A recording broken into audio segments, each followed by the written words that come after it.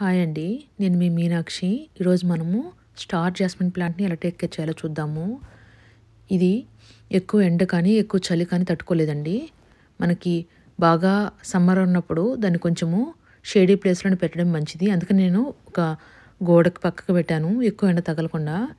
Winter కూడా 33 degrees కంటే తక్కువ ఫారెన్‌హీట్ ఉన్నప్పుడు ఈ మొక్క చచ్చిపోతుందండి. మనం జాగ్రత్తగా చూసుకోవాలి. చాలామంది ఇది ఇండోర్ ప్లాంట్‌గా సజెస్ట్ చేశారు. నేను చాలా రివ్యూస్ చూశాను ఇండోర్ ప్లాంట్‌గా.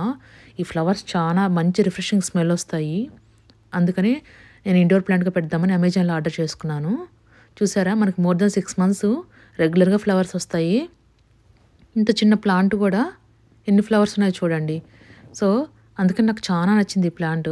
6 ప్లాంట్స్ తీసుకున్నాను అమెజాన్ నుంచి. చాలా మంచిగా పెరుగుతున్నాయి. ఒకటి కూడా నాకు చచ్చిపోలేదు. బాగా వచ్చున్నాయి. సో, కొంచెం గ్రో అయిన తర్వాత నేను దీన్ని ఇండోర్ ప్లాంట్‌గా మూవ్ చేస్తాను. ఇండోర్ ప్లాంట్‌గా చేసినప్పుడు మనము దానికి బాగా లైట్ వచ్చేట్టు చూసుకోవాలి. లైట్ సోర్స్ ఉండేట్టు చూసుకోవాలి. అండ్ బాగా డ్రైగా ఉంచి పాట్‌ని ఎక్కువ వాటర్ లేకుండా.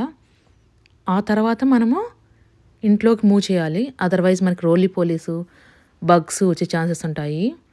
ఇంట్లోకి మూవ్ చేసిన తర్వాత పాట్‌లో మనం పెబల్స్ యూజ్ చేస్తే కింద బగ్స్ వచ్చే ఛాన్సెస్ చాలా తక్కువ ఉంటాయండి. Thank you. Thanks for listening.